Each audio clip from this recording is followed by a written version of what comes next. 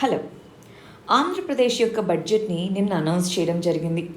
ఆ కంటెక్స్లో మరి బడ్జెట్ యొక్క ముఖ్యాంశాలు ఏంటో, దానికి సంబంధించి క్వశ్చన్స్ ఎలా అడగచ్చో బడ్జెట్ నుంచి, అటు మెయిన్స్ క్వశ్చన్స్ ఇటు ప్రిలిమ్స్ క్వశ్చన్స్ ఎలా అడగచ్చు, వీటిని ఒకసారి ఈ వీడియోలో చూద్దామండి.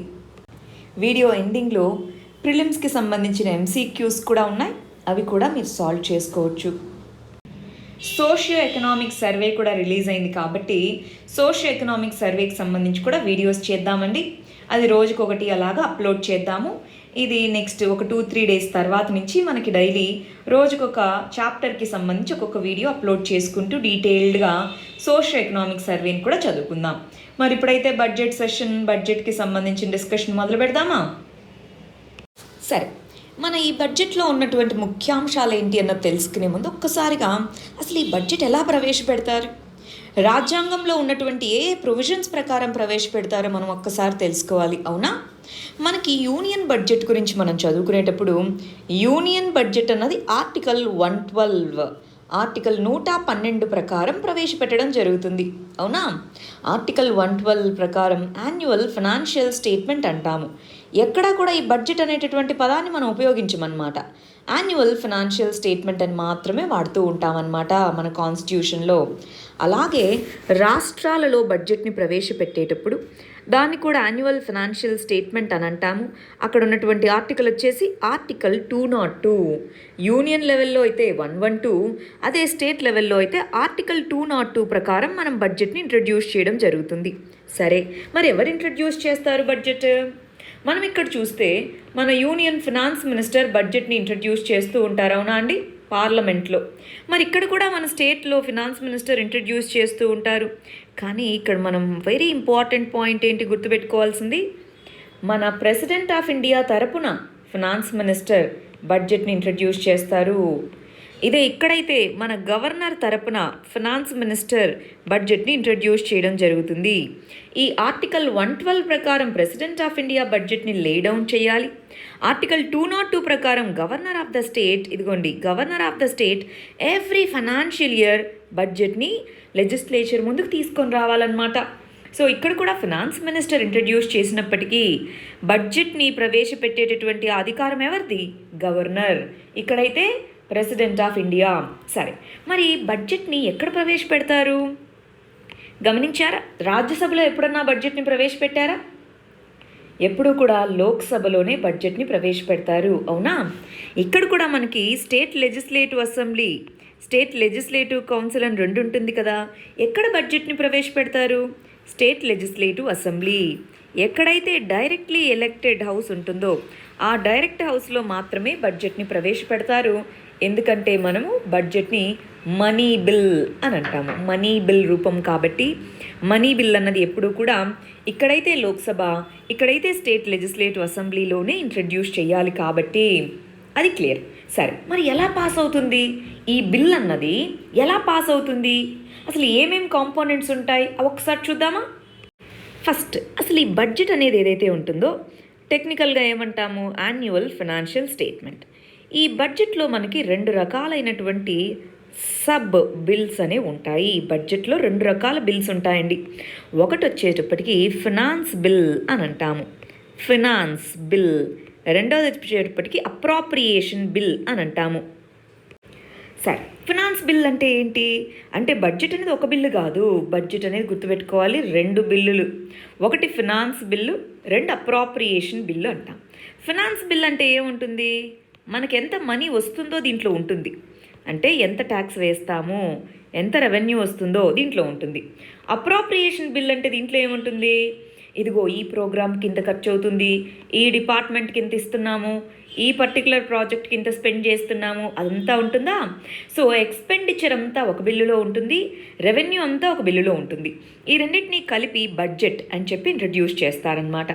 ఇంట్రడ్యూస్ చేసినప్పుడు ఎక్కడ ఇంట్రడ్యూస్ చేస్తారన్నాము? ఈ రెండింటినీ ఫస్ట్ తీసుకెళ్ళి స్టేట్ లెజిస్లేటివ్ అసెంబ్లీలో ఇంట్రడ్యూస్ చేస్తారు. స్టేట్ లెజిస్లేటివ్ అసెంబ్లీలో ఇంట్రడ్యూస్ చేసిన తర్వాత దీన్ని డిస్కషన్కి టైం ఇస్తారనమాట. దీన్ని డిస్కషన్ ఉండాలి కదా, ఓన్లీ పాస్ చేయడం కాదు, డిస్కషన్కి టైం ఇస్తారు. ఆ డిస్కషన్కి టైం ఇచ్చినప్పుడు ఇది పాస్ చేస్తుంది. పాస్ చేస్తే, పాస్ అవ్వకపోతే ఆ పర్టికులర్ గవర్నమెంట్ రిజైన్ చేయాల్సి ఉంటుంది, గమనించాలి. స్టేట్ లెజిస్లేటివ్ అసెంబ్లీలో బడ్జెట్ పాస్ అవ్వకుంటే ఆ గవర్నమెంట్ రిజైన్ చేయాలి. ఎందుకు? మెజారిటీ లేనట్టే కదా, పాస్ అవ్వలేదంటే. సరే, పాస్ అయిన తర్వాత స్టేట్ లెజిస్లేటివ్ కౌన్సిల్కి వెళ్తుంది. స్టేట్ లెజిస్లేటివ్ కౌన్సిల్కి వెళ్ళాక 14 రోజులు గడువు ఉంటుంది. 14 days గడువు ఇస్తారనమాట. ఈ 14 days టైంలో 2 రకాలుగా వాళ్ళు బిహేవ్ చేయొచ్చు. ఒకటి, దాన్ని పాస్ చేయొచ్చు. రెండోది, దాన్ని అమెండ్ అంటే ఏంటి? దాన్ని సవరించండి, ఇదిగో ఇవి కొన్ని సవరించండి అని చెప్పచ్చు. లేదా ఖాళీగా ఉండొచ్చు. ఇది మూడోది. జనరల్గా ఇది చేయరనమాట, బట్ చేయొచ్చు. ఈ ఆప్షన్ కూడా ఉంది. ఏంటి? 14 days లోపల నో యాక్షన్, దాని మీద ఏ విధమైనటువంటిది చెప్పలేదనుకోండి, ఏది? Legislative council. సో అప్పుడు వీటిలో ఏదైనా సరే స్టేట్ లెజిస్లేటివ్ అసెంబ్లీ అమెండ్మెంట్స్కి ఒప్పుకోవచ్చు. ఓకే, లెజిస్లేటివ్ కౌన్సిల్ చెప్పింది కాబట్టి అమెండ్ చేద్దాము అని ఒప్పుకోవచ్చు. ఏదైనా సరే 14 రోజుల లోపల వాళ్ళు చెయ్యాలి. 14 రోజుల లోపల వీళ్ళు ఏమీ తీసుకోకుండా బిల్లు పాస్ అయిపోయినట్టే. అంటే పెద్దగా ఏం అధికారాలు లేనట్టే స్టేట్ లెజిస్లేటివ్ కౌన్సిల్కి. ఇది ఎక్కడికి వెళ్తుంది? గవర్నర్ దగ్గరికి వెళ్తుంది. గవర్నర్ ఏం చేస్తారు? దీని మీద సైన్ చేయాల్సి ఉంటుంది. గవర్నర్ సైన్ చేయడాన్ని అసెంట్ అంటారు. సో గవర్నర్ సైన్ చేస్తే అదప్పుడు మనకి బిల్లు పాస్ అయ్యి చట్టం అవుతుందన్నమాట. ఇది మనకి బడ్జెట్లో ఉన్నటువంటి ప్రొసీజర్ ఏంటి అన్నది అర్థమైందా అందరికీ? పాలిటీలో చదువుకుంటామండి, ఇదంతా కూడా పాలిటీలో చదువుకుండేది, చాలా ఇంపార్టెంట్. అయితే మీరు ఒక విషయం గమనించి ఉండాలి. అదేంటి? ఇప్పుడు మనకి ఫినాన్షియల్ ఇయర్ అంటాం. అంటే ఆర్థిక సంవత్సరం ఎప్పుడు మొదలవుతుందండి? ఫినాన్షియల్ ఇయర్ ఎప్పుడు మొదలవుతుంది మనకి? April 1st, అవునా? April 1st ఆర్థిక సంవత్సరం మొదలైతే ఇప్పుడు ఎంత? మనము జూన్లో ఉన్నాం, జూన్ మిడ్లోకి వచ్చాం. ఇప్పటి వరకు మరి ఖర్చు పెట్టడానికి ఎలా వచ్చింది డబ్బులు గవర్నమెంట్కి? ఇప్పటి వరకు ఏ విధంగా ట్యాక్సులు వేసి ఉంటుంది అని మనం చూస్తే, ఈ మధ్యకాలంలో మీరు గమనించుంటే ఏప్రిల్కి ముందుగానే ఓట్ ఆన్ అకౌంట్ అనేటటువంటిది పాస్ చేసింది. ఓట్ ఆన్ అకౌంట్ అంటే ఏంటి? ఒక 3 నెలలకు గాను ఫుల్ బడ్జెట్ ప్రవేశపెట్టే ముందు టెంపరరీగా ఖర్చుల కోసం వాటి కోసం ప్రవేశపెట్టేటటువంటి బడ్జెట్ని ఓట్ ఆన్ అకౌంట్ బడ్జెట్ అని అంటాము. అది మన ఏపీ పాస్ చేసింది. ఇప్పుడు ఫుల్ బడ్జెట్ని పాస్ చేస్తుందన్నమాట. ఆ విషయం మనం ఒక్కసారి గుర్తుపెట్టుకోవాలి. ఫినాన్షియల్ ఇయర్ మనకి April 1 నుంచే మొదలవుతుంది. సరే, అసలు ఇప్పుడు మన బడ్జెట్ గురించి తెలుసుకుందాం. Budget at glance. అసలు ఒకసారి మన బడ్జెట్లో ఉన్న ప్రొవిజన్స్ ఏంటో, దాంట్లో దేనికి ఎంత ఖర్చు పెడుతున్నారు ఏంటి ఒకసారి చూద్దామా? ఇక్కడికి వచ్చేసేయండి. మనం ఏమన్నాము? బడ్జెట్లో రిసీట్స్ ఉంటుంది, ఎక్స్పెండిచర్. రిసీట్ అంటే మనకి ఎంత అమౌంట్ వస్తుంది, ఎక్స్పెండిచర్ అంటే మనం ఎంత ఖర్చు పెడతాము. ఆ రెండింటిని కూడా మన బడ్జెట్ డీల్ చేస్తుంది. బడ్జెట్ అనేది ఒక డాక్యుమెంట్, ఒక ఫినాన్షియల్ డాక్యుమెంట్. దేన్ని? రెవెన్యూస్ని మరియు ఎక్స్పెండిచర్ని ఎంత అవ్వాలి, ఒక సంవత్సరానికి ఎంత ఉంటుంది అని ఎస్టిమేషన్ ఇచ్చేదే మన బడ్జెట్ అన్నమాట. సరే, బడ్జెట్లో ఒకసారి మనం రిసీట్స్ చూసుకుంటే, ఒకటి రెవెన్యూ రిసీట్స్. ఈ రెవెన్యూ రిసీట్స్ అనేవి ఎంత ఉన్నాయి చూడండి. 1,61,000 crores. అప్రాక్సిమేషన్స్ గుర్తుపెట్టుకుంటే చాలు. 1,61,000 crores రెవెన్యూ రిసీట్స్గా ఉన్నాయి. నెక్స్ట్, పబ్లిక్ డెట్ అంటే అప్పుగా మనం తెచ్చుకునేటటువంటిది 60,000 కోట్లు ఉన్నాయి. లోన్స్ నుంచి మనకు వచ్చింది అప్రాక్సిమేట్గా 600 కోట్లు ఉన్నాయి. పబ్లిక్ అకౌంట్ అంటే ఏంటి? ప్రావిడెంట్ ఫండ్ ఇవన్నీ ఉంటాయా, దాంట్లో వచ్చేటటువంటి మనీ మనకి 1,973 కోట్లుగా ఉంది. అది మనకు వచ్చే మొత్తం డబ్బులండి. మరి దాన్ని ఎలా ఖర్చు పెడుతున్నాం? రెవెన్యూ ఎక్స్పెండిచర్ అంటే ఏంటి? స్కీమ్స్కి, కొన్ని ఇప్పుడు శాలరీస్కి, ఇలాంటి వాటన్నిటికీ ఖర్చు పెడతామే. డే టు డే గవర్నమెంట్ నడవడానికి ఖర్చు, అదంతా రెవెన్యూ ఎక్స్పెండిచర్ కింద వస్తుంది. క్యాపిటల్ అదెంత ఉంది చూడాలి, ఇక బాగా గమనించండి. ఎంత ఉంది ఇది? 1,80,000 కోట్లు ఉంది. రెవెన్యూ రిసీట్స్, రెవెన్యూ ఎక్స్పెండిచర్ రెండింటినీ కంపేర్ చేస్తే మీకేం అర్థమైంది? రెవెన్యూ ఎక్స్పెండిచర్ అన్నది, ఖర్చు అన్నది రెవెన్యూ రిసీట్స్ కంటే ఎక్కువ ఉంది అని అర్థమైంది, అవునా? ఎక్కువ ఉంది అని అంటే దాని మీనింగ్ ఏమన్నట్టు? డెఫిసిట్, లోటు ఉన్నట్టు, అంతేనా? సో మనకి రెవెన్యూ డెఫిసిట్ ఉంది. ఈ బడ్జెట్ ఇక్కడ చూస్తున్న సంఖ్యలు 2020-2021 సంవత్సరానికి సంబంధించి ఇచ్చిన ఎస్టిమేట్స్ అన్నమాట. సరే, రెవెన్యూ డెఫిసిట్ ఉన్నట్టేనా? సరే, మిగిలింది చూడండి. క్యాపిటల్ క్యాపిటల్ ఎక్స్పెండిచర్ ఎంత ఉంది? 29,000 కోట్ల రూపాయలు.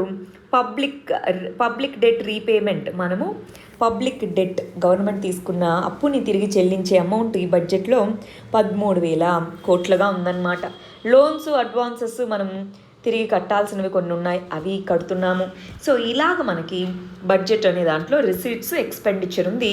ఓవరాల్ ఎక్స్పెండిచర్, టోటల్ ఎక్స్పెండిచర్ అన్నది టోటల్ రిసీట్స్ కంటే ఎక్కువ ఉంది.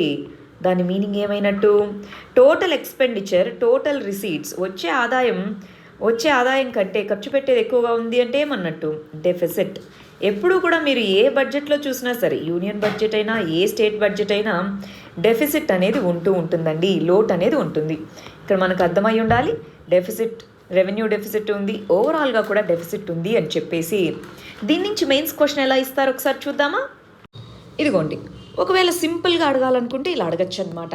రెవెన్యూ డెఫిసిట్ అంటే ఏంటో చెప్పండి, తర్వాత కాన్సెప్ట్ని ఎక్స్ప్లెయిన్ చేయండి. రీసెంట్ బడ్జెట్లో ఉన్న నంబర్స్ని బేస్ చేసుకొని కాన్సెప్ట్ని ఎక్స్ప్లెయిన్ చేయండి. ఆల్రెడీ మనకి టీఎస్, ఏపీ ఈ రెండిటి స్టేట్స్లో మీరు ప్రీవియస్ క్వశ్చన్స్ గమనించి చూస్తే ఇలాంటి క్వశ్చన్స్ ముందుగా అడుగున్నారా లేదా? ఒకసారి ప్రీవియస్ క్వశ్చన్స్ చూడండి, అడుగున్నారు. సో ఇలాగా మనకు మెయిన్స్ క్వశ్చన్స్ రావచ్చు. లేదా అసలు రెవెన్యూ డెఫిసిట్ ఎందుకు పెరుగుతూ ఉంది? రెవెన్యూ డెఫిసిట్ గత కొద్ది సంవత్సరాలుగా చూస్తే పెరుగుతూ ఉంది. ఎందుకు పెరుగుతుందో రీజన్స్ చెప్పండి. అలా కూడా క్వశ్చన్స్ అడగచ్చు అనమాట. ఒకసారి గమనించండి, కొద్ది రోజులుగా రెవెన్యూ డెఫిసిట్ ఎలా ఉంది, రెవెన్యూ ఎస్టిమేట్స్ ఎలా ఉన్నాయో చూద్దామా?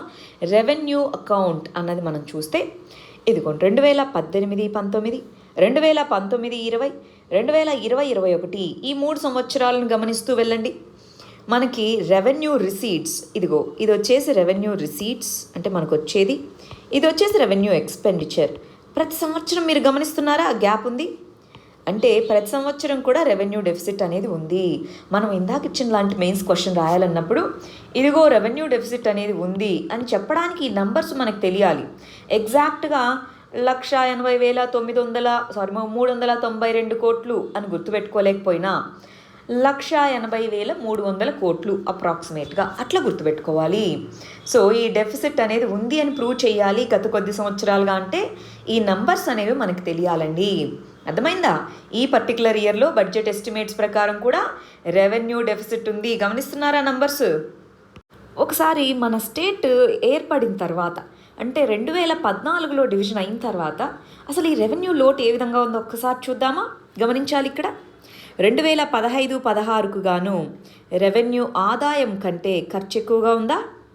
2016-17, 2017-18 ఇప్పుడు కూడా మనకి ఎంత రెవెన్యూ లోటు ఉంది అన్నది ఇక్కడ మనకు తెలుస్తూ ఉంది. గమనిస్తున్నారు కదా 18,000 కోట్లు ఎందుకు వచ్చిందో ఇక్కడ గమనించండి. రెవెన్యూ లోట్ అనేది 18,000 కోట్లుగా ఉంది. ఈ సంవత్సరానికి గాను ఉన్నటువంటి ఆర్థిక లోటు ఎంత? సో ప్రతి సంవత్సరం మనకి ఆర్థిక లోటు అనేది ఉంది. లాస్ట్ ఇయర్ చూడండి, సవరించిన అంచనాల ప్రకారం లాస్ట్ ఇయర్ యొక్క ఆర్థిక లోటు చాలా హ్యూజ్గా ఉంది. 26,000 కోట్ల రూపాయలు రెవెన్యూ లోటుగా ఉంది. గమనిస్తున్నారు కదా? ఎందుకని ఇలా ఉంది? మన ఏపీకి ఇప్పుడున్నటువంటి ఆదాయపు వనరులు అంటే రెవెన్యూ రిసోర్సెస్ తక్కువ, అంటే ఆదాయం వచ్చేటటువంటి రిసోర్సెస్ తక్కువ. హైదరాబాద్ లాంటి క్యాపిటల్ సిటీ వెళ్ళిపోయింది, రెవెన్యూ రిసోర్సెస్ ఏమో తక్కువ. అలాగని ఖర్చులు ఏమన్నా ఆగుతున్నాయా? ఖర్చులు ఆగవు ఎప్పటికీ. ఎక్స్పెండిచర్ ఎక్కువ, ఖర్చు అనేది ఎక్కువ. సో అందువల్ల మనకి రెవెన్యూ లోట్ అనేది పెరుగుతూ ఉంది. ఇప్పుడు మనం చూసుకున్నటువంటి ఈ 3 టేబుల్స్, ఇందాక చూపించింది ఈ 2, వీటిని గమనిస్తే మనము ఇందాక అనుకున్న మెయిన్స్ ఆన్సర్ రాయగలమా? గమనిస్తున్నారా? రాయగలమా? సరే, ఎక్స్పెండిచర్ ఎలా ఉందో చూద్దాం. ఎక్స్పెండిచర్ క్యాపిటల్ అకౌంట్లో మనం ఎక్స్పెండిచర్ చూస్తే సో క్యాపిటల్ ఎక్స్పెండిచర్ అనేది 2016-17తో పోలిస్తే ఇప్పుడు చూడండి హ్యూజ్గా పెరిగిందా లేదా? ఈ 29,000 కోట్ల రూపాయలకి మన యొక్క క్యాపిటల్ అకౌంట్లో ఎక్స్పెండిచర్ పెరిగింది. దాని మీనింగ్ ఏంటి? ఇన్ఫ్రాస్ట్రక్చర్ ప్రాజెక్ట్స్, ఇరిగేషన్ ప్రాజెక్ట్స్ ఇలాంటి వాటికి ఎక్కువ ఖర్చు పెట్టడానికి, మనం స్పెండ్ చేస్తడానికి అమౌంట్ అన్నది ఎక్కువ అలకేట్ చేయడం జరిగింది. దీన్ని అప్రాక్సిమేట్గా 30,000 కోట్లు అని రాసుకోవచ్చా? 30,000 crores లేదా 29,900 crores అని రాసుకోండి. ఇంత అమౌంట్ని క్యాపిటల్ అకౌంట్లో క్యాపిటల్ ఎక్స్పెండిచర్ కింద అలకేట్ చేయడం జరిగింది. ఎప్పుడు? ఈ ఇయర్ బడ్జెట్లో. నెక్స్ట్ అసలు ఓవరాల్గా మనకున్నటువంటి రెవెన్యూ, క్యాపిటల్, ఓవరాల్ ఖర్చుని, ఓవరాల్ ఎక్స్పెండిచర్ని మనము డివైడ్ చేసుకోగలిగితే ఓవరాల్ ఎక్స్పెండిచర్ని 3 కేటగిరీస్గా డివైడ్ చేసుకుంటాం. ఒకటి వచ్చేసి ఎకనామిక్ సర్వీసెస్. ఆ ఎకనామిక్ సర్వీసెస్కి బడ్జెట్లో 27% ఇవ్వడం జరిగింది. 2 సోషల్ సర్వీసెస్, దీనికే అత్యధిక మొత్తాన్ని అలొకేట్ చేయడం జరిగింది. నెక్స్ట్ వచ్చేసి జనరల్ సర్వీసెస్. జనరల్ సర్వీసెస్ అంటే అడ్మినిస్ట్రేటివ్ సర్వీసెస్, దానికి 29% అలొకేట్ చేయడం జరిగింది. సరే, ఒకసారి సోషల్ సర్వీసెస్ చూద్దామా. సోషల్ సర్వీసెస్లో అసలు ఏముంటాయి, ఎందుకు 43% బడ్జెట్ దీని మీదే అలొకేట్ చేయడం జరిగింది? Education, sports, art and culture, health, water supply, housing, urban development, welfare, labour, security మరియు వెల్ఫేర్, ఇవన్నీ కూడా సోషల్ సెక్టారేనా. వీటన్నిటి మీద ఎక్కువ గవర్నమెంట్ అనేది స్పెండ్ చేస్తుంది. కాబట్టి బడ్జెట్లో మనం ఖర్చు పెట్టేటటువంటి వాటిలో 43%, బాగా గమనించాలి, 43% సోషల్ సర్వీసెస్ మీదే ఖర్చు పెడుతున్నాము. మరి ఎకనామిక్ సర్వీసెస్ కింద ఏమేమి వస్తాయి? Agriculture, rural development, irrigation, energy, minerals, science and technology, general economic services, వీటి మీద మనం ఎంత ఖర్చు పెడుతున్నాము? 27% ఖర్చు పెడుతున్నాము. ఒకవేళ ప్రిలిమ్స్ బిట్ ఇలా వచ్చిందనుకోండి, వేటి మీద ఎక్కువ బడ్జెట్ అలొకేషన్ అనేది ఉంటుంది అంటే సోషల్ సర్వీసెస్ అన్నది మన ఆన్సర్ అవుతుంది. మళ్ళీ సోషల్ సర్వీసెస్లో దేని మీద ఎక్కువ ఉంది? General education. అలాగ మనము చూసుకోవాలండి. సరే, ఒకసారి మన బడ్జెట్ అమౌంట్ ఏంటి, దాంట్లో ఏ వాటా ఎంత ఉందో ఒకసారి చూద్దామా. రాష్ట్ర బడ్జెట్లో ఓవరాల్ బడ్జెట్, ఈ ఇయర్ది బడ్జెట్ ఎంత? 2,24,789 కోట్లు. సో 2,24,789 క్రోర్స్గా మనం చెప్తున్నాము. 2,24,789 క్రోర్స్ అన్నది మన బడ్జెటరీ అమౌంట్. దాంట్లో మనం ఖర్చు పెట్టేటటువంటి రెవెన్యూ వ్యయము అంటే రెవెన్యూ ఎక్స్పెండిచర్ వచ్చేసి 1,80,000 కోట్లు ఉంటాయి. అదే మూలధన వ్యయము అంటే క్యాపిటల్ ఎక్స్పెండిచర్ వచ్చేసి ఓవరాల్గా 44,000 కోట్ల రూపాయలు ఉంది. రెవెన్యూ ఆదాయం వచ్చేసి 1,61,000 కోట్లు అనేది ఉంది. అదే దాంట్లో మనకు వచ్చే దాంట్లో 32,000 కోట్ల రూపాయలు కేంద్ర పన్నుల్లో వాటా, సెంట్రల్ ట్యాక్సెస్ నుంచి వస్తాయి. కేంద్రం నుంచి వచ్చే గ్రాంట్స్ మనకి 53,000 కోట్ల రూపాయలు ఉన్నాయి. సో వీటన్నిటినీ మనం చూసుకుంటే రెవెన్యూ లోటు అంటాం. రెవెన్యూ డెఫిసిట్ అనేది ఎంత ఉంది? 18,000 కోట్ల రూపాయలు రెవెన్యూ డెఫిసిట్ ఉంది. ఫిస్కల్ డెఫిసిట్, ద్రవ్య లోటు అనేది ఎంత ఉంది? 48,000 కోట్ల రూపాయలు ఉంది. ఏంటి రెండిటికి తేడా? ఫిస్కల్ డెఫిసిట్లో total expenditure minus total revenue plus borrowing అన్నదాన్ని మనము యాడ్ చేసుకోవాలి, ఎందుకంటే అది అప్పే కాబట్టి. సో వీటన్నిటిని యాడ్ చేసుకుంటే వచ్చేదే ఫిస్కల్ డెఫిసిట్. ఫిస్కల్ డెఫిసిట్ అనేది ఏపీ స్టేట్కి గాను ఈ ఇయర్కి గాను 48,000 కోట్ల రూపాయలుగా అనౌన్స్ చేశారు. సరే, మనకు వచ్చేటటువంటివి ఇక్కడ గమనించండి. రెవెన్యూ వసూళ్ళు అనేవి ఇలా ఉంటాయి. దాంట్లో రుణాలు, అప్పు తెచ్చుకునేది ఇంత. రుణాలు మనకొచ్చేది 599 కోట్లు. ప్రజాపద్దు అంటే పబ్లిక్ అకౌంట్స్ 1,973 కోట్లు. ఇక్కడ చూడండి, రెవెన్యూ వ్యయము గ్యాప్స్ గమనిస్తూ రావాలి, 1,80,000 కోట్లు. మూలధన వ్యయము అంటే క్యాపిటల్ ఎక్స్పెండిచర్ 29,000 కోట్లు. ప్రభుత్వం చెల్లించేటటువంటి రుణాలు 13,900 కోట్లు. అప్పులు, అడ్వాన్సులు చెల్లించాల్సిన 553 కోట్లు. సో ఈ నంబర్స్ గుర్తుండాలి ఆన్సర్స్ రాయాలంటే, ప్రిలిమ్స్లో ఆన్సర్స్ చేయాలంటే. గమనిస్తున్నారు కదా జాగ్రత్తగా. లాస్ట్లో MCQs ఉన్నాయి, అక్కడ ఆన్సర్ చేయాల్సి ఉంటుంది. సరే, అసలు ఇప్పుడు ఏ స్కీమ్స్కి ఎంతెంత మనీ అలొకేట్ చేశారు, ఆ స్కీమ్ యొక్క ఇంపార్టెన్స్ ఏంటో చూసుకుంటూ వెళ్దామా. ఫస్ట్, జగనన్న అమ్మఒడి అనేటటువంటి స్కీమ్. ఈ జగనన్న అమ్మఒడి అనేటటువంటి స్కీమ్కి లాస్ట్ ఇయర్ 6,300 కోట్లు అలొకేట్ చేయగా ఈ సంవత్సరం 6,000 కోట్ల రూపాయలు అలొకేట్ చేయడం జరిగింది. ఈ పర్టికులర్ జగనన్న అమ్మఒడి అనేటటువంటి స్కీము, ఇది మనకు తెలుసు కదా, నవరత్నాలు అనేటటువంటి ఆ 9లో ఇది ఒక ఇంపార్టెంట్ స్కీమ్ అన్నమాట. దీంట్లో ఏం చేయడం జరుగుతుంది, మదర్కి కానివ్వండి లేదా గార్డియన్, ఆ చైల్డ్ యొక్క గార్డియన్, సో వాళ్ళకి సంవత్సరానికి 15,000 రూపాయల చొప్పున డైరెక్ట్ బెనిఫిట్ ట్రాన్స్ఫర్ కింద వాళ్ళ అకౌంట్లో జప్తు చేయడం జరుగుతుంది మనీ. ఎవరెవరికి? స్కూల్కి వెళ్తున్న పిల్లలకి, ఇంటర్మీడియట్ చదువుతున్న పిల్లల యొక్క తల్లి మదర్ ఉంటే మదర్ లేకుంటే గార్డియన్. వాళ్ళ అకౌంట్కి 15,000 రూపాయలని అమ్మఒడి స్కీమ్ కింద అలొకేట్ చేయడం జరుగుతుంది. ఇప్పుడు ఏం చేశారు, దీంతో పాటు అక్కడ కావాల్సినటువంటి స్కూల్ యూనిఫామ్స్ వాటిని కూడా అందజేస్తాము అని ఇంకొక సపరేట్ స్కీమ్ తీసుకొచ్చడం జరిగింది. బట్ ప్రస్తుతానికైతే జగనన్న అమ్మఒడి అనేటటువంటి స్కీమ్ ఏంటి, డైరెక్ట్ బెనిఫిట్ ట్రాన్స్ఫర్ చేసేటటువంటి స్కీమ్ ఇది. విమెన్ మదర్కి కానీ గార్డియన్కి కానీ సంవత్సరానికి 15,000 రూపాయలు. అది గవర్నమెంట్ స్కూల్ అవ్వచ్చు, ప్రైవేట్ స్కూల్ అవ్వచ్చు, గవర్నమెంట్ కాలేజ్ అవ్వచ్చు, ప్రైవేట్ కాలేజ్ అవ్వచ్చు. ఎందుకని, స్కూల్ లెవెల్ ఇంటర్మీడియట్ కూడా కలిపి ఉంది కాబట్టి గవర్నమెంట్ లేదా ప్రైవేట్ రెండిట్లో ఏదైనా సరే అమ్మఒడి స్కీమ్ వర్తిస్తుంది. నెక్స్ట్ స్కీమ్ వచ్చేసి జగనన్న విద్యా దీవెన అనేటటువంటి ఈ స్కీము. దీని కింద 2 కాంపోనెంట్స్ ఉన్నాయండి. ఒకటి వచ్చేటప్పటికి ఆర్టీఎఫ్ అంటే ట్యూషన్ ఫీజు రియంబర్స్ చేయడము, రెండోది వచ్చేసి maintenance fee. So tuition fee reimbursement చేయడం ఒకటి, మెయింటెనెన్స్ ఫీజు ఒకటి.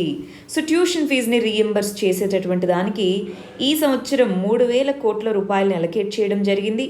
మెయింటెనెన్స్కి 2,000 crore రూపీస్. ఇక్కడ మనం గమనించి చూడాలండి.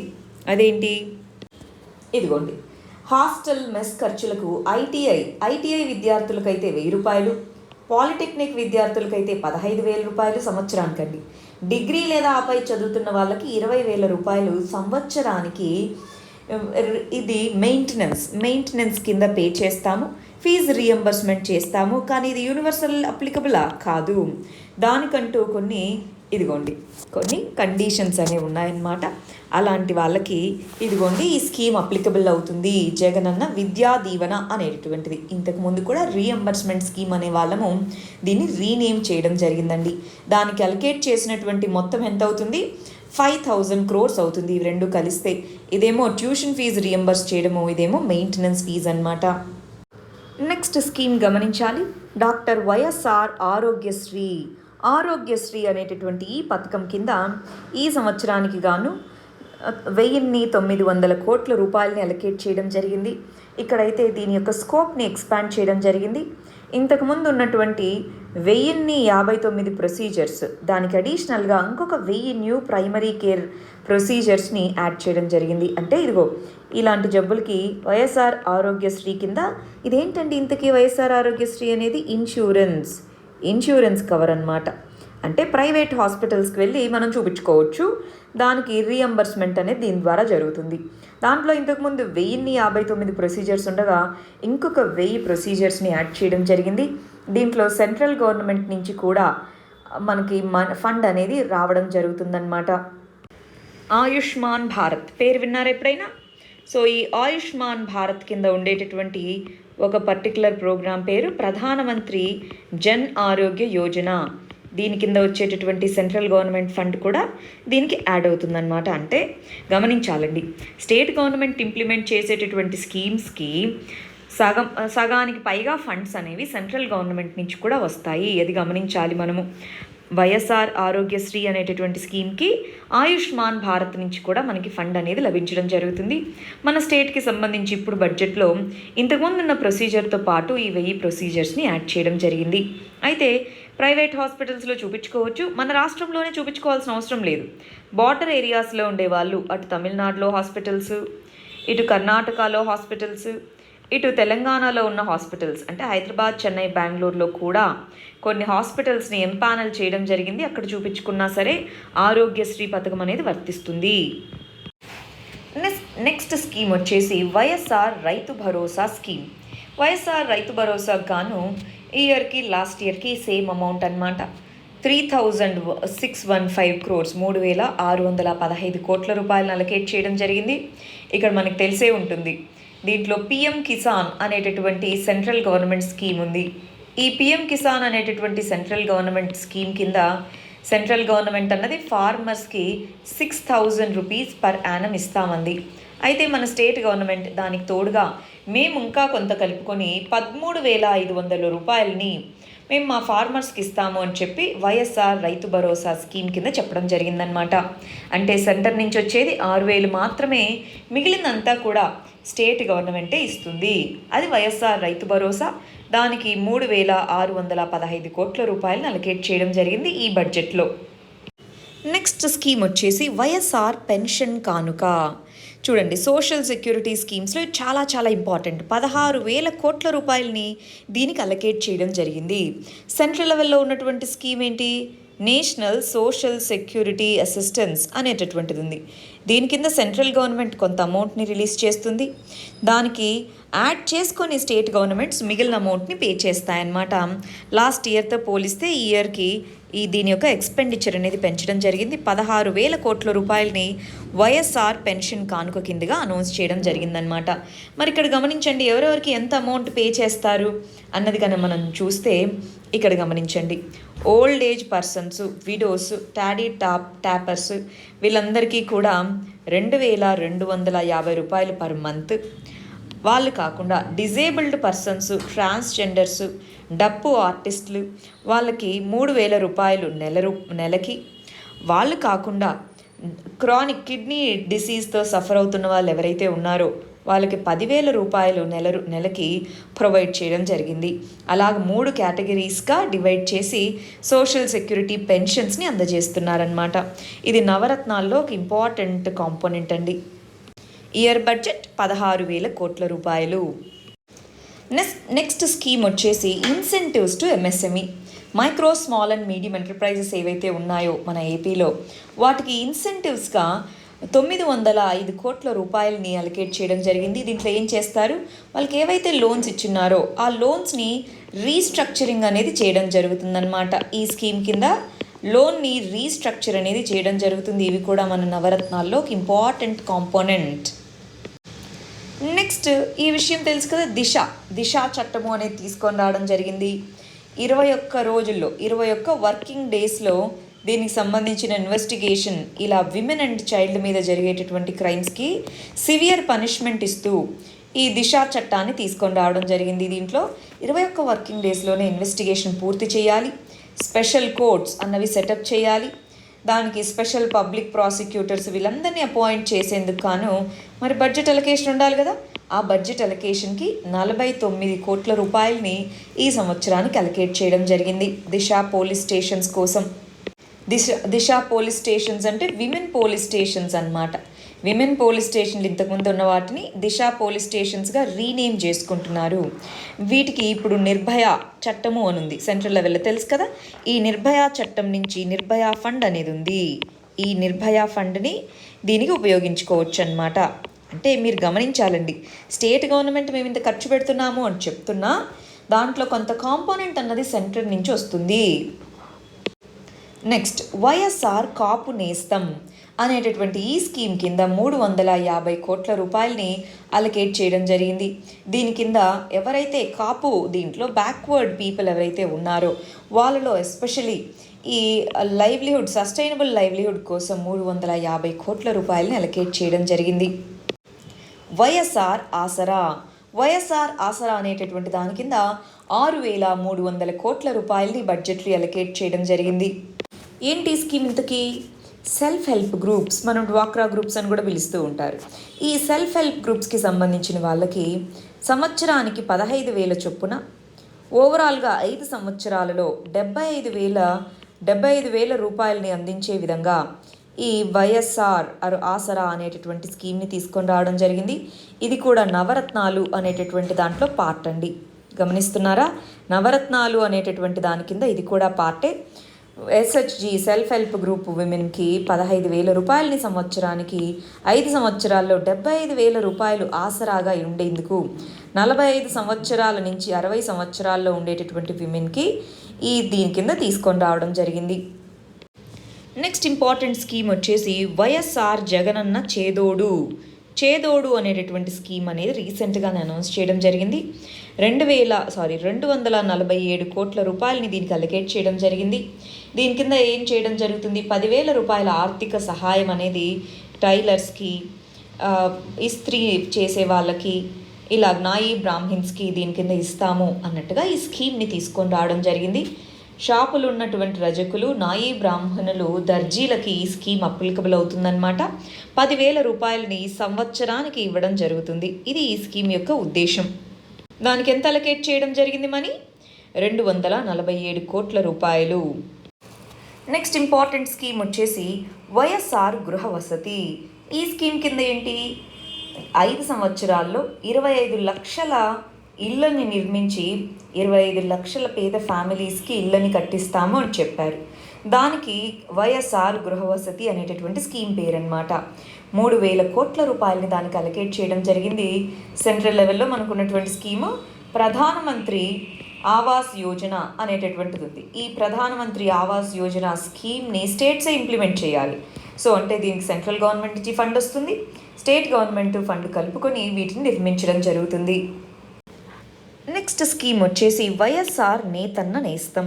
దీని కింద ఏంటి, నేత నేసే వాళ్ళకి 200 కోట్ల రూపాయలని దీని స్కీమ్ కింద అలకేట్ చేయడం జరిగింది.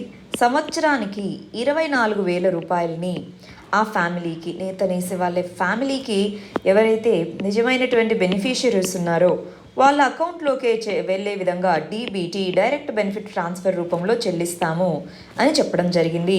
చేనేత కార్మికులు చాలా ఇబ్బందుల్లో ఉంటారు, అవునా అండి? సో దానికోసం ఈ స్కీమ్ అన్నమాట. ఇవన్నీ ప్రైమరీగా చాలా ఎక్కువ ఫోకస్ ఉన్నటువంటి స్కీమ్స్. ఓవరాల్గా ఏమేమి అలకేట్ చేశారు, ఎంత మనీని అలకేట్ చేశారు, ఏ ఏ సెక్టార్స్కి, అవి మనం చూసుకోవాలి. ఇక్కడ చూడండి, రైతు భరోసా స్కీమ్, అగ్రికల్చర్కి సంబంధించినటువంటి స్కీమ్స్, దాని యొక్క అలకేషన్ ఎంత అని చూద్దాం. వైఎస్ఆర్ రైతు భరోసా, ఇది ఇంపార్టెంట్. వైఎస్ఆర్ రైతు భరోసా స్కీమ్ కింద 3,615 కోట్ల రూపాయలను అలకేట్ చేయడం జరిగింది. ప్రైస్ స్టెబిలైజేషన్ ఫండ్ అంటే ఏంటి, ఇంతకీ 3,000 కోట్ల రూపాయలను అలకేట్ చేశారు. ప్రైస్ స్టెబిలైజేషన్ ఫండ్ అంటే ఏంటి, మనకి ఎంఎస్పి ధర అనేది లభించేటటువంటి క్రాప్స్ కొన్ని ఉంటాయి. ఎంఎస్పి దాని కిందికి రానిటువంటి ప్రైసెస్ ఉంటాయి, క్రాప్స్ ఉంటాయి. మరి నాన్ ఎంఎస్పి కిందికి వచ్చేటటువంటి ఏవైతే క్రాప్స్ ఉంటాయో ఆ క్రాప్స్కి యొక్క ప్రైసెస్ సడన్గా తగ్గిపోతే, సో అప్పుడు ప్రైస్ స్టెబిలైజేషన్ ఎలాగా, అలాంటి వాటి కోసం 3,000 కోట్ల రూపాయలని అలకేట్ చేయడం జరిగింది. వైఎస్ఆర్ ఇంట్రెస్ట్ ఫ్రీ లోన్స్, ఫార్మర్స్కి వడ్డీ లేని రుణాలన్నమాట, దానికోసం 1,000 కోట్లను అలకేట్ చేయడం జరిగింది. ప్రధానమంత్రి ఫసల్ బీమా యోజన, ఫసల్ బీమా యోజన అన్నది ఇన్సూరెన్స్ స్కీమ్, దానికి 500 కోట్ల రూపాయలను అలకేట్ చేయడం జరిగింది. రాష్ట్రీయ కృషి వికాస్ యోజన, ఇది ఫార్మర్స్ యొక్క బెనిఫిట్స్, వీటికి సంబంధించి 237 కోట్ల రూపాయలని. సప్లై ఆఫ్ సీడ్స్ని ఫార్మర్స్కి అందించడం కోసం 200 కోట్ల రూపాయలని. National horticultural mission. రైతు భరోసా కేంద్రాలు ఇంపార్టెంట్. రైతు భరోసా కేంద్రాల కోసం ఇప్పుడు దీంట్లో మనం ఏమేమి గుర్తుపెట్టుకోవాలో చెప్తాను మళ్ళీ. రైతు భరోసా కేంద్రాల కోసం 1,000 కోట్ల రూపాయలను అలకేట్ చేయడం జరిగింది. ఇంతకీ రైతు భరోసా కేంద్రాలు అంటే ఏంటి, రీసెంట్గానే దీన్ని కూడా లాంచ్ చేయడం జరిగింది కదా.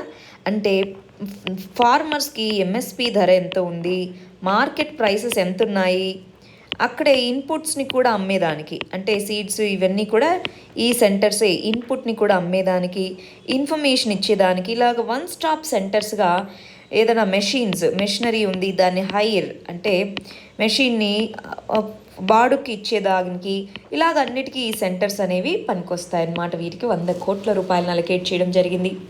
అగ్రికల్చరల్ మార్కెట్ ఇన్ఫ్రాస్ట్రక్చర్ ఫండ్, ఇది ఏపీఎంసీ మార్కెట్స్ని వీటిని మోడర్నైజ్ చేయడం కోసం, ఇది చాలా important. YSR agri testing labs, seeds అవి క్వాలిటీ ఉన్నాయి లేదా మనకి ఎలా తెలుస్తుంది, టెస్టింగ్ ల్యాబ్స్ని వాటి కోసం మనీ అలకేట్ చేయడం జరిగింది. ఫార్మర్స్ చనిపోయినప్పుడు ఎక్స్గ్రేషియా, సో ఇవంతా కలిపి ఓవరాల్గా అగ్రికల్చర్కి ఇచ్చినటువంటి మనీ ఎంత అయిందండి. అదర్ స్కీమ్స్, అగ్రికల్చర్కి సంబంధించి మిగిలిన స్కీమ్స్ ఓవరాల్గా మనం చూస్తే వీటిలో అగ్రికల్చర్ రిలేటెడ్గా అన్నీ గుర్తుపెట్టుకుంటే కష్టం కదా. ఏమేమి గుర్తుపెట్టుకుందాం, వైఎస్ఆర్ రైతు భరోసా ఇది గుర్తుపెట్టుకుందాం, ప్రైస్ స్టెబిలైజేషన్ ఫండ్ ఇది గుర్తుపెట్టుకుందాం. నెక్స్ట్ రీసెంట్గా లాంచ్ చేశారు కాబట్టి ఇది రైతు భరోసా కేంద్రాలు గుర్తుపెట్టుకోవాలి. అగ్రి మార్కెట్ ఇన్ఫ్రాస్ట్రక్చర్ గుర్తుపెట్టుకోవాలి. వైఎస్ఆర్ అగ్రి టెస్టింగ్ ల్యాబ్స్ గుర్తుపెట్టుకోవాలి. ఈ 5 గుర్తుపెట్టుకుంటే చాలు అగ్రికల్చరల్ స్కీమ్స్లో. నెక్స్ట్ ఎడ్యుకేషన్ సెక్టార్కి సంబంధించి ఏమేమి మనీ అలకేట్ చేశారు, ఏమేమి స్కీమ్స్ కింద, టీచింగ్ గ్రాంట్స్, నాడు నేడు అంటే మనకి స్కూల్లో ఉన్నటువంటి ఇన్ఫ్రాస్ట్రక్చర్ అసలు ఇది ఎంత ఉంది ఏంటి, ఇవంతా మనకి ఇప్పుడు స్కూల్కి వెళ్ళమన్నారు, డబ్బులు ఇస్తాము అమ్మ ఒడి అని చెప్పారు, కానీ అక్కడ ఇన్ఫ్రాస్ట్రక్చర్ ఎలా ఉందో ఎలా తెలుస్తుంది. సో పబ్లిక్ స్కూల్స్లో ఇన్ఫ్రాస్ట్రక్చర్ని అప్గ్రేడ్ చేసేందుకు కాను నాడు నేడు మనబడి అనేటటువంటి స్కీమ్ని తీసుకొని రావడం జరిగింది. ఈ నాడు నేడు మనబడి అనే దాని కింద ఇన్ఫ్రాస్ట్రక్చర్ని డెవలప్ చేయడం కోసం 3,000 కోట్ల రూపాయలను అలొకేట్ చేయడం జరిగింది. సమగ్ర శిక్ష దీని కింద 1090. ఇది జగనన్న గోరుముద్ద స్కీమ్ అంటే ఏంటి? మిడ్ డే మీల్ స్కీమ్ కింద 977 కోట్ల రూపాయలను అలొకేట్ చేయడం జరిగింది. జగనన్న విద్యా కానుక వీటి కిందనే స్కూల్ యూనిఫామ్స్, బెల్టు, ఈ షూ, సాక్స్లు ఇవన్నీ ఇస్తామని చెప్పడం జరిగింది. గవర్నమెంట్ జూనియర్ కాలేజెస్కి గ్రాంట్గా ఇది. రాష్ట్రీయ మాధ్యమిక్ శిక్ష అభియాన్ అంటే ఇంటర్మీడియట్ కాలేజెస్కి వాటి యొక్క ఇన్ఫ్రాస్ట్రక్చర్ కోసం. ఇంగ్లీష్ మీడియం గవర్నమెంట్ స్కూల్స్లో ఇంగ్లీష్ మీడియంని ఇంట్రడ్యూస్ చేస్తామన్నారు. దానికి సంబంధించి 55 కోట్లను అలొకేట్ చేయడం జరిగింది. Pratibha scholarships, government residential schools, colleges వాటికి సంబంధించివి. సో వీటిలో మనం ఏమేమి గుర్తుపెట్టుకుందాం? అన్నీ గుర్తుపెట్టుకోలేం కదా. ఏమేమి గుర్తుపెట్టుకోవాలి? నాడు నేడు ఇది ఒకటి గుర్తుపెట్టుకోవాలి. జగనన్న గోరుముద్దలు ఇది గుర్తుపెట్టుకోవాలి. ఈ English medium in government schools ఈ 3 గుర్తుపెట్టుకుంటే సరిపోతుంది. నెక్స్ట్ సెక్టార్ వచ్చేసి హెల్త్ సెక్టార్లో డాక్టర్ వైఎస్ఆర్ ఆరోగ్యశ్రీ ఇందాకే అనుకున్నాం ఇదేంటి అని. మనకున్నటువంటి ప్రధానమంత్రి జన్ ఆరోగ్య యోజన అనేది ఏదైతే ఉందో సెంట్రల్ లెవెల్లో ఆయుష్మాన్ భారత్లో ఒక కాంపోనెంట్, అది ఇది కలిపి వర్క్ చేస్తాయి. వైఎస్ఆర్ ఆరోగ్యశ్రీ కింద 2,100 కోట్లను అలొకేట్ చేయడం జరిగింది. ఇంతకుముందు 1059 ప్రొసీజర్స్కి ఈ స్కీమ్ అప్లికబుల్ అవుతాయి. ఇప్పుడు ఇంకొక 1000ని కలిపడం జరిగింది. అంటే ఓవరాల్గా 2,059 ప్రొసీజర్స్కి ఈ స్కీమ్ అప్లికబుల్ అవుతుంది. నేషనల్ హెల్త్ మిషన్ కింద మనీ అలొకేట్ చేయడం జరిగింది. నాడు నేడు ఇక్కడ మనకి ఇన్ఫ్రాస్ట్రక్చర్, హెల్త్ కేర్ ఇన్ఫ్రాస్ట్రక్చర్ని ఇంప్రూవ్ చేసేందుకు ఇది తీసుకొని రావడం జరిగింది. Medical colleges, primary health care centres, ఈ assistance to APVVP, centralised purchase of drugs, 108 services, family health services, 104 services ఏంటని, 108 సర్వీసెస్ ఏమో అంబులెన్స్ సర్వీస్. 104 సర్వీసెస్ వచ్చేసి మనం ఈ 104కి కాల్ చేసి మనకు కావాల్సినటువంటి హెల్త్ ఇన్ఫర్మేషన్ని కనుక్కోవచ్చు అనమాట. ఆశా వర్కర్స్కి ఆనరోరియం. సో వీటిలో ఏది గుర్తుపెట్టుకుందాం? వైఎస్ఆర్ ఆరోగ్యశ్రీకి ఎంత అలొకేట్ చేశారో గుర్తుపెట్టుకుందాం. నాడు నేడు ఇవి 2 గుర్తుపెట్టుకుంటే సరిపోతుందన్నమాట. గమనించాలి, నేను ఎందుకు కొన్నే చెప్తున్నాను, కొన్నే గుర్తుపెట్టుకోండి అని, మిగిలినవి గుర్తుపెట్టుకోవాలన్నా గుర్తుండవు కాబట్టి. నెక్స్ట్ హౌసింగ్ సెక్టార్కి వచ్చేటప్పటికి వైఎస్ఆర్ గృహ వసతి అనే దానికి సంబంధించి హౌసింగ్ పట్టాస్ అందించేదానికి 3,000 కోట్ల రూపాయలను అలొకేట్ చేయడం జరిగింది. అవునా? 5 ఇయర్స్లో ఎన్ని హౌసెస్ బిల్డ్ చేస్తామని ప్రామిస్ చేయడం జరిగింది? 25 lakh హౌసెస్ని బిల్డ్ చేస్తాము, 25 లక్షల ఇళ్ళని నిర్మిస్తామని చెప్పడం జరిగింది. ప్రధానమంత్రి ఆవాస్ యోజన, రూరల్, అర్బన్ మరియు వీకర్ సెక్షన్ హౌసింగ్ కాంపోనెంట్ ఇవన్నీ కూడా కలిపి ఈ అమౌంట్ అనేది అని చెప్పడం జరిగిందనమాట. నెక్స్ట్ సివిల్ సప్లైస్లో సబ్సిడీ ఆన్ రైస్ దానికోసం 3,000 కోట్ల రూపాయలని రైస్ ప్యాకెట్స్ రూపంలో మరి వాటిని అమ్ముతాము అన్నారు. అంటే ఈసారి నుంచి విడి బియ్యం కాకుండా 5 కేజీల ప్యాకెట్, 10 కేజీల ప్యాకెట్, 25 కేజీల ప్యాకెట్ అలా అమ్ముతామని చెప్పారనమాట.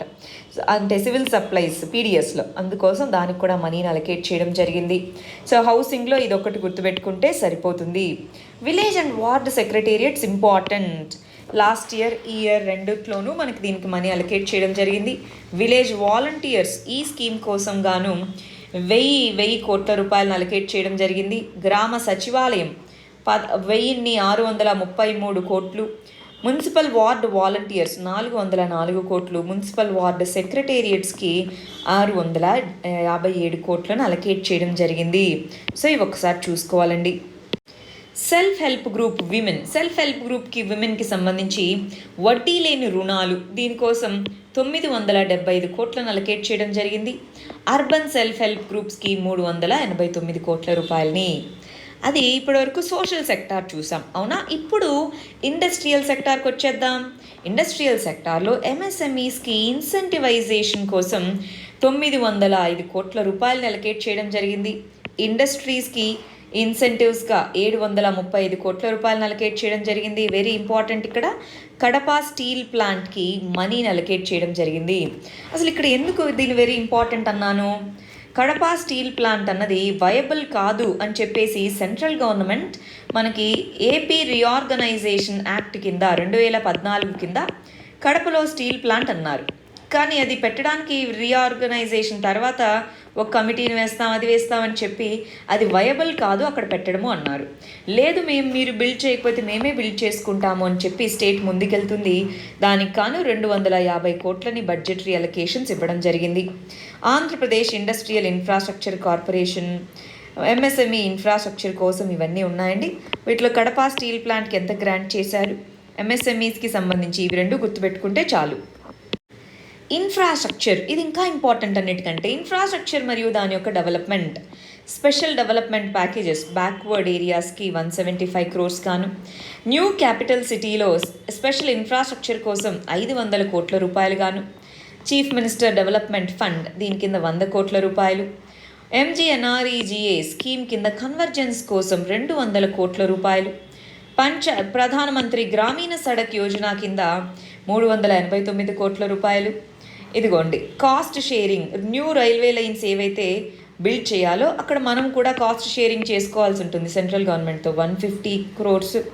స్మార్ట్ సిటీస్ ఉన్నాయా, 300 కోట్ల రూపాయలు. కడప అన్యూటీ ప్రాజెక్ట్స్ 350 కోట్ల రూపాయలు. పులివెందుల ఏరియా డెవలప్మెంట్ ఏజెన్సీ 100 కోట్ల రూపాయలు. అమరావతి అనంతపురం నేషనల్ హైవేకి 100 కోట్ల రూపాయలు. Capital region social security fund 65 కోట్ల రూపాయలని అలొకేట్ చేయడం జరిగింది. వీటిలో ఏది గుర్తుపెట్టుకుందాము, వీటిలో మనం గుర్తుపెట్టుకోవాల్సింది స్మార్ట్ సిటీస్కి ఎంత అలొకేషన్ చేశారు అని గుర్తుపెట్టుకోవాలి. ఈ అమరావతి అనంతపురం నేషనల్ హైవే ఇది చాలా ఇంపార్టెంట్ ఇన్ఫ్రాస్ట్రక్చరల్ ప్రాజెక్ట్, దాన్ని మనం గుర్తుపెట్టుకోవాలి. నెక్స్ట్ విమెన్ అండ్ చైల్డ్ వెల్ఫేర్కి సంబంధించినటువంటి స్కీమ్స్ ఏంటి, వైఎస్ఆర్ సంపూర్ణ పోషణ, దీని కింద ఏంటి ఓవరాల్ న్యూట్రిషన్ అనేది అందాలి అని చెప్పి అందరికీ విమెన్కి చిల్డ్రన్కి 1125 కోట్ల రూపాయలను అలొకేట్ చేయడం జరిగింది. వైఎస్ఆర్ సంపూర్ణ పోషణ ప్లస్ అనే దాని కింద 250 కోట్ల రూపాయలు. దిశ పోలీస్ స్టేషన్స్ అన్నామా 50 కోట్ల రూపాయలను అలొకేట్ చేయడం జరిగింది. అవి కాకుండా వేరియస్ స్కీమ్స్ అనేవి ఉండడం జరిగిందనమాట. సో ఇవి మరి మనకి అలొకేట్ చేసినటువంటి మేజర్ ఏరియాస్ ఏంటి అని. ఇవి కాకుండా మన బడ్జెట్లో కొన్ని విషయాల గురించి మాట్లాడడం జరిగిందండి. వాటిలో ఒకటి వచ్చేసి ఆంధ్ర యూనివర్సిటీకి యూజీసీ యూనివర్సిటీ గ్రాంట్స్ కమిషన్ ద్వారా ఇన్స్టిట్యూషన్ ఆఫ్ ఎమినెన్స్ స్టేటస్ లభించడం జరిగింది. ఫార్మర్ యొక్క గ్రీవాన్స్ ఏమన్నా ఉంటే 1907 నంబర్కి కాల్ చేయొచ్చు అని చెప్పడం జరిగింది. న్యూ ఫిషింగ్ జెట్టీస్ మనకి సెకండ్ లాంగెస్ట్ కోస్ట్ ఉంది, అవునా, భారతదేశంలో సెకండ్ లాంగెస్ట్ కోస్ట్ ఉంది. మరి ఈ సందర్భంలో ఫిషింగ్ జెట్టీస్ని ఏర్పాటు చేయాలి ఫిషింగ్ కోసం అన్నారు. ఎక్కడెక్కడ మరి ఈ ఫిషింగ్ జెట్టీస్ని ఏర్పాటు చేస్తామన్నారు ఒకసారి గమనించి చూడండి. జువ్వలదిన్నె, నిజాంపట్నం, మచిలీపట్నం, ఉప్పాడ, బుడగట్లపాలెం, పుదిమెదాక, కొత్తపట్నం మరియు బియ్యపుటుప అంటున్నారు. ఈ 8 ప్లేసెస్లో ఫిషింగ్ జెట్టీస్ని ఏర్పాటు చేస్తామన్నారు. నెక్స్ట్ వచ్చేటప్పటికి ఏపీ గ్రీన్ ఎనర్జీ కార్పొరేషన్ అనే దాన్ని సెటప్ చేయడం జరిగింది ఈ బడ్జెట్లో.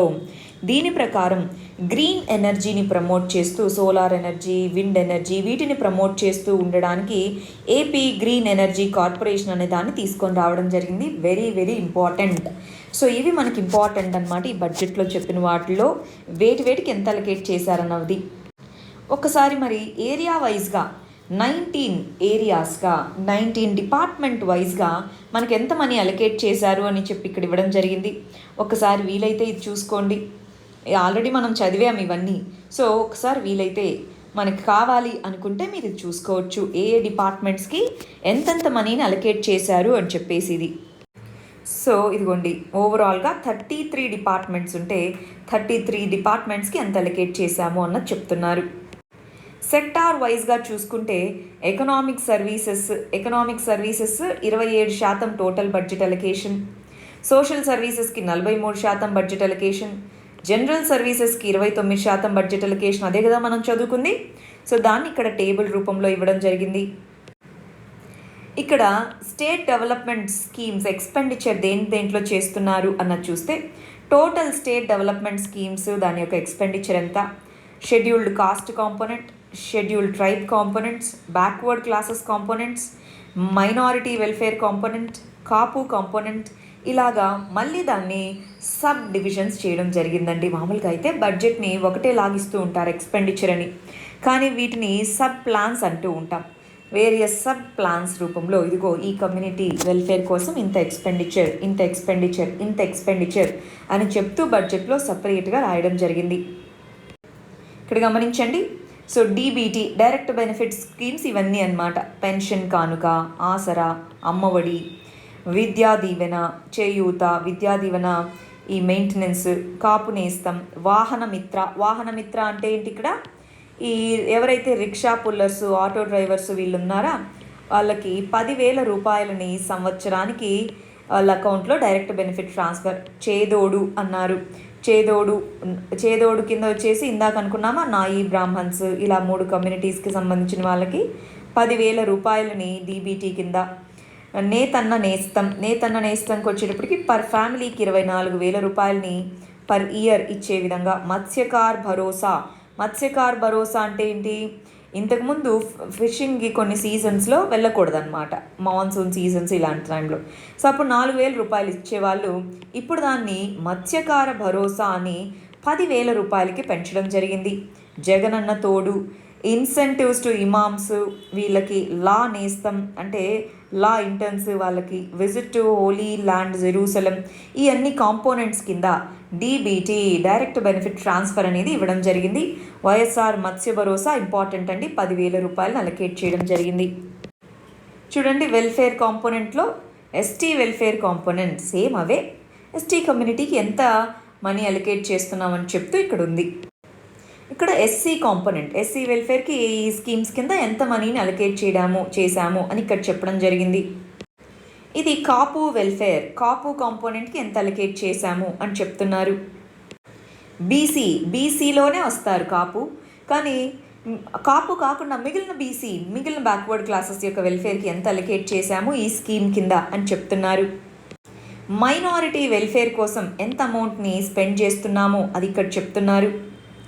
రైట్, ఇవి వేరియస్ సబ్ స్కీమ్స్ అన్నమాట. అంటే ఒకటే బడ్జెట్లో ఏ కమ్యూనిటీస్కి ఎంతెంత వెల్ఫేర్ బెనిఫిట్స్ అనేవి ఈ బడ్జెట్ కింద వస్తున్నాయని చెప్పే విధంగా వీటిని సబ్ కాంపోనెంట్స్గా డివైడ్ చేయడం జరిగిందండి.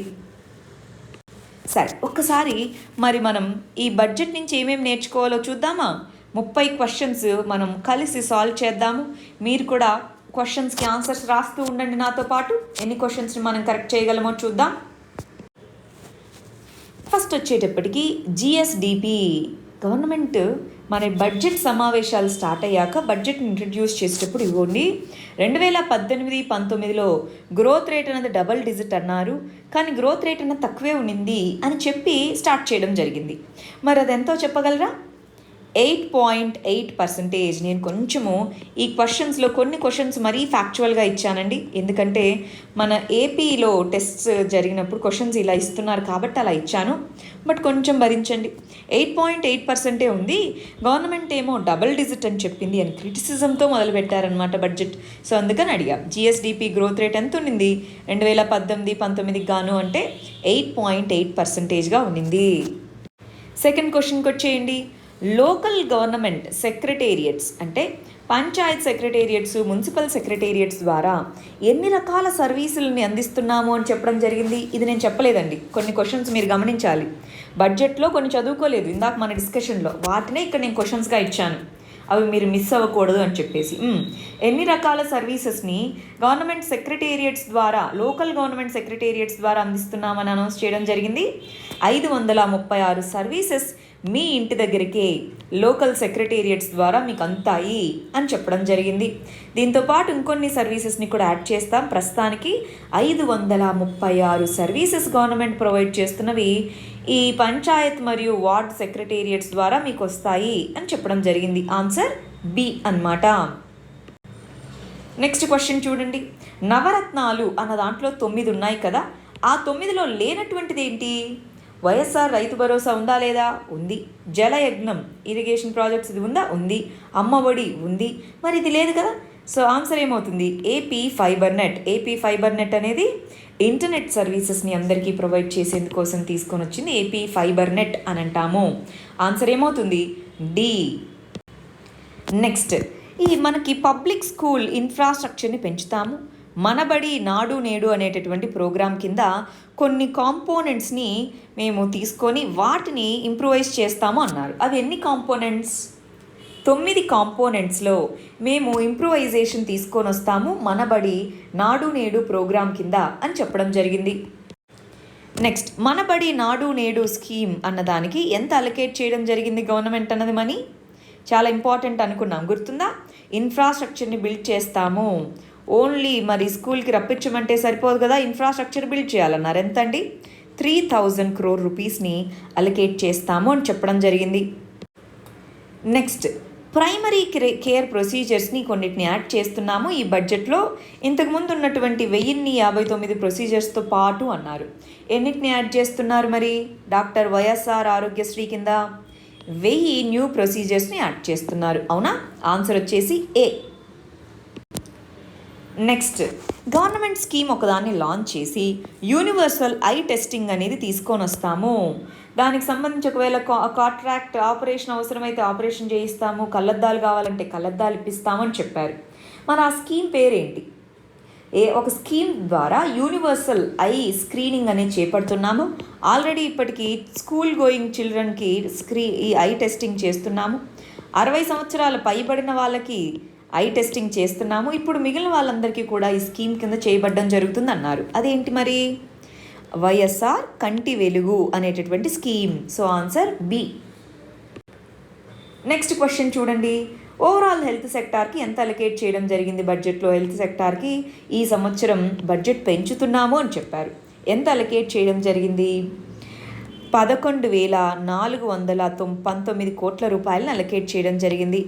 ఇలాగ అడగకపోవచ్చండి, బట్ గ్రూప్ 2 ఒకవేళ మీరు గ్రూప్ 2 ఎగ్జామ్ అలా రాస్తూ ఉంటే కొన్నిసార్లు అలా అడగచ్చు అనమాట. అందుకని ఇలాంటివి కూడా అడగడం జరిగింది మిమ్మల్ని.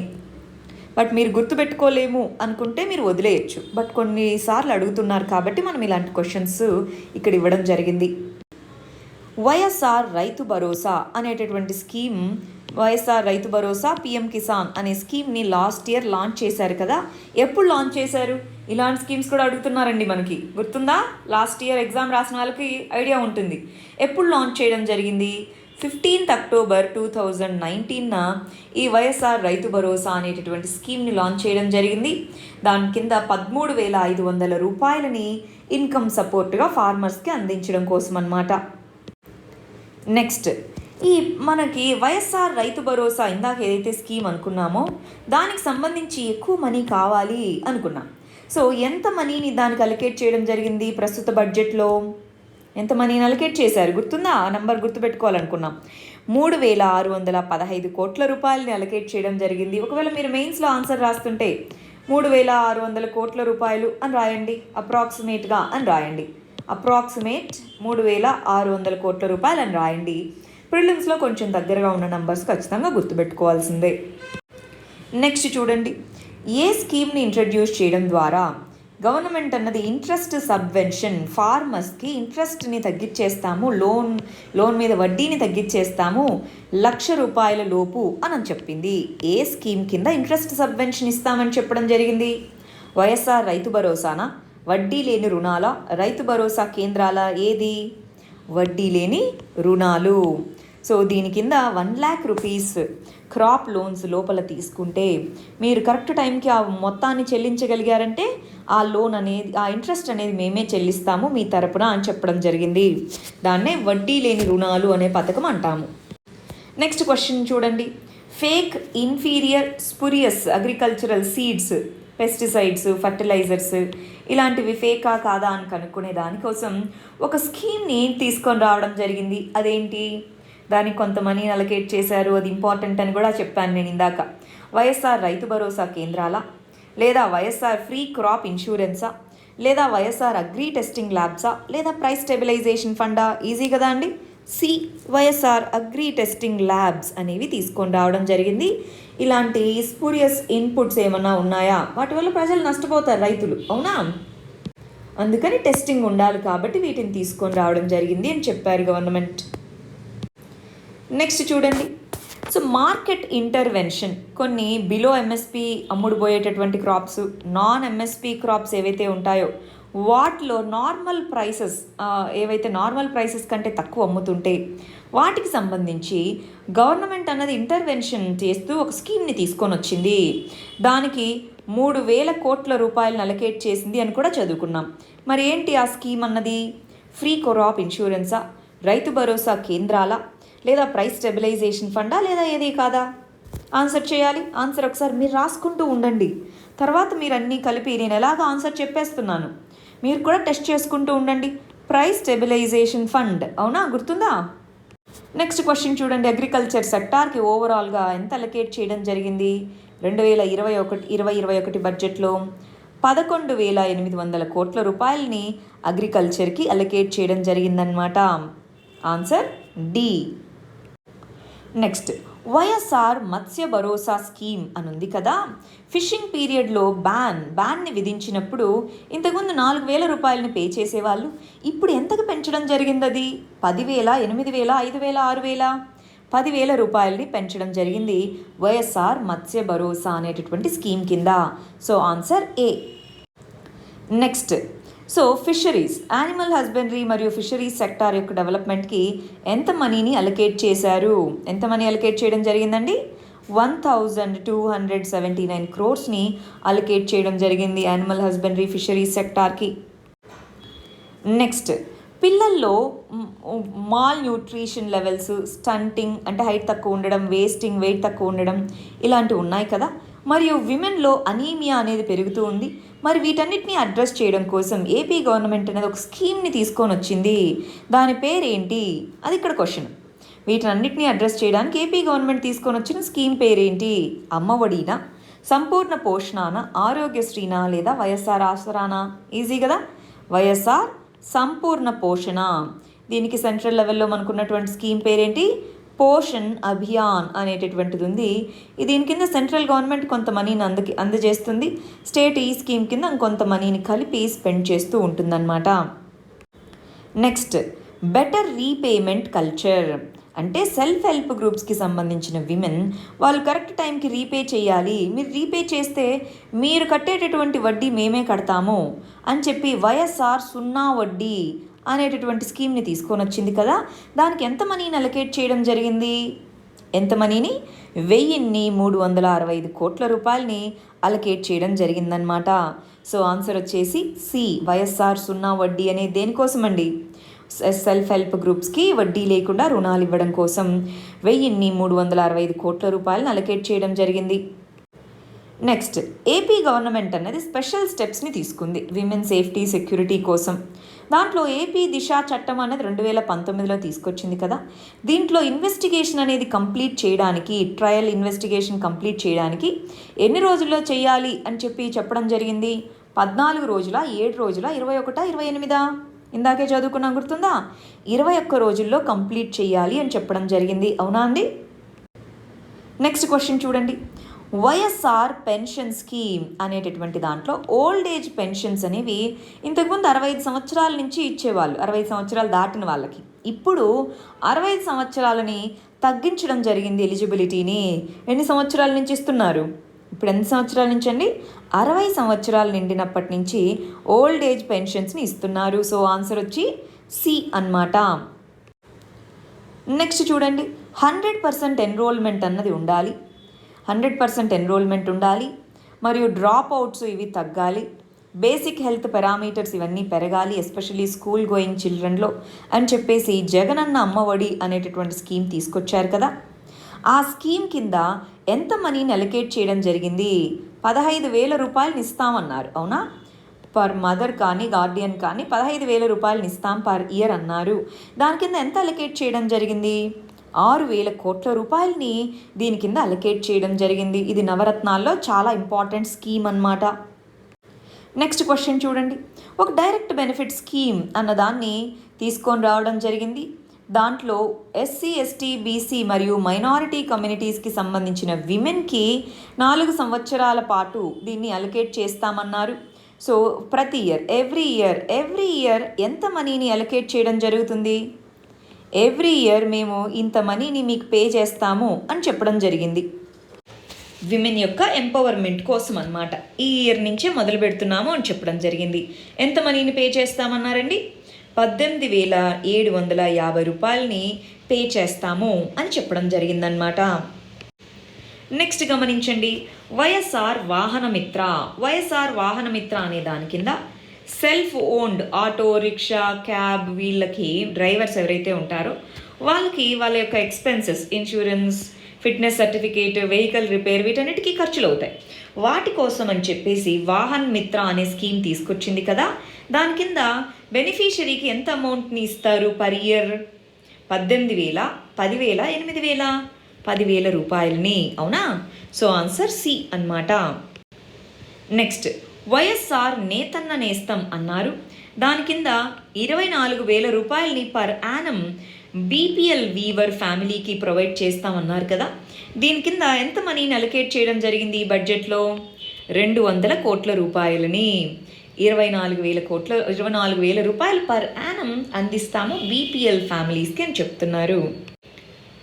నెక్స్ట్, సో ఫైనాన్షియల్ అసిస్టెన్స్ 10,000 రూపాయలని స్ట్రీట్ హాకర్స్, వెండర్స్ అంటే రోడ్ సైడ్ ఈ చిరు వ్యాపారులు వీళ్ళు ఉంటారు చూసారా, వాళ్ళలో పూరెస్ట్ ఆఫ్ ద పూర్ కేటగిరీకి సంబంధించిన వాళ్ళకి మరి 1,000 రూపాయలని ప్రతి సంవత్సరము ఫైనాన్షియల్ అసిస్టెన్స్గా ఇస్తాము అన్నారు. మరి దానికి సంబంధించి ఈ స్కీమ్ని ఇంట్రడ్యూస్ చేయడం జరిగింది కదా. ఆ స్కీమ్ పేరేంటి? జగనన్న చేదోడునా, లేదా జగనన్న వసతి దీవెనానా, లేదా వైఎస్ఆర్ ఆసరానా, లేదా జగనన్న తోడునా? ఏంటి ఆ స్కీమ్ పేరు? జగనన్న తోడు అనే స్కీమ్ కింద హాకర్స్ వీళ్ళకి 10,000 రూపాయలని అలొకేట్ చేయడం జరిగింది. నెక్స్ట్, పంచాయతీరాజ్ మరియు రూరల్ డెవలప్మెంట్ సెక్టార్ ఇంపార్టెంట్ అన్నారు కదా. మరి దానికి ఎంత మనీని అలొకేట్ చేయడం జరిగింది ఇయర్? 16,000 కోట్ల రూపాయలని, 16,700 కోట్ల రూపాయలని పంచాయతీరాజ్ మరియు రూరల్ డెవలప్మెంట్ డిపార్ట్మెంట్కి అలొకేట్ చేయడం జరిగింది. నెక్స్ట్, జగజ్జీవన్ రామ్ ఉత్తరాంధ్ర సుజలా స్రవంతి మరియు వంశధార నాగావళి లింక్ ప్రాజెక్ట్స్ ఇవేవైతే ఉన్నాయో అవి, ఈ ప్రాజెక్ట్ ఏదైతే ఉందో ఇది ఏ ప్రాంతంలో ఉన్నటువంటి ఆంధ్ర ప్రాంతానికి వాటర్ని ప్రొవైడ్ చేస్తుంది? పల్నాడు ప్రాంతమా, నార్త్ కోస్టల్ రీజనా, రాయలసీమనా, సౌత్ కోస్టల్ రీజనా? North coastal region. Srikakulam, Vizianagaram, ఇక్కడ ఈ విశాఖపట్నం ఇక్కడ వాటర్ సప్లైని ఇది ప్రొవైడ్ చేస్తుంది ఈ ప్రాజెక్ట్స్ కింద. నెక్స్ట్ వచ్చేటప్పటికి MSME micro small and medium ఎంటర్ప్రైజెస్కి 1 టైం రీస్ట్రక్చరింగ్, వాళ్ళు చెల్లించాల్సినటువంటి లోన్ పైన 1 టైం రీస్ట్రక్చరింగ్ అనేది తీసుకొని రావడం జరిగింది కదా. దానికి సంబంధించినటువంటి స్కీమ్ పేరేంటి అన్నారు. ఏం స్కీమ్ అండి? వైఎస్ఆర్ నవోదయం అనేటటువంటి దాని కింద 1 టైం రీస్ట్రక్చరింగ్ని ఎంఎస్ఎంఈస్కి అనౌన్స్ చేయడం జరిగింది. నెక్స్ట్ క్వశ్చన్ వచ్చేటి, టోటల్ ఎక్స్పెండిచర్ ఎంత? 2020-21 సంవత్సరానికి గాను టోటల్ బడ్జెటరీ ఎక్స్పెండిచర్ ఎంతగా చెప్పడం జరిగింది? 2,24,000 కోట్ల రూపాయలు. అవునా అండి? 2,24,000 కోట్ల రూపాయలని టోటల్ ఎక్స్పెండిచర్గా చెప్పడం జరిగింది. అదే టోటల్ రెవెన్యూ ఎంత అని చెప్పడం జరిగింది? రెవెన్యూ 1,80,000 కోట్ల రూపాయలు అప్రాక్సిమేట్గా మనకు వస్తున్న రెవెన్యూ అని చెప్పడం జరిగింది. Next, revenue deficit, fiscal deficit అనేది ఎంత ఉన్నింది? 2018 నుంచి 2019కి రెవెన్యూ డెఫిసిట్, ఫిస్కల్ డెఫిసిట్ అనేవి ఎంత ఉన్నాయి అని మనం చూస్తే రెవెన్యూ డెఫిసిట్ వచ్చేసి 1.51% గాను, ఫిస్కల్ డెఫిసిట్ 3.86% గాను మనకి ఉన్నింది. అలాంటి సందర్భంలో మనకి స్టేట్ అన్నది ఈ మన స్టేట్ నుంచి కొత్త గవర్నమెంట్ మేము తీసుకున్నాం అన్నట్టుగా బడ్జెట్ డాక్యుమెంట్లో అనౌన్స్ చేయడం జరిగింది. అందువల్ల మనం ఇది చూస్తున్నామన్నమాట. ఇవి బడ్జెట్కి సంబంధించినటువంటి డిస్కషన్ మరియు దానికి సంబంధించినటువంటి ప్రిలిమ్స్ క్వశ్చన్స్ అండి. దీనికి సంబంధించి ఏమైనా డౌట్స్ కానీ, క్వరీస్ కానీ, క్వశ్చన్స్ కానీ ఉంటే డౌట్ సెక్షన్లో, కమెంట్ సెక్షన్లో అడగండి. మనం వాటిని సాల్వ్ చేసేందుకు ప్రయత్నిద్దాము. All the very best. Thank you very much.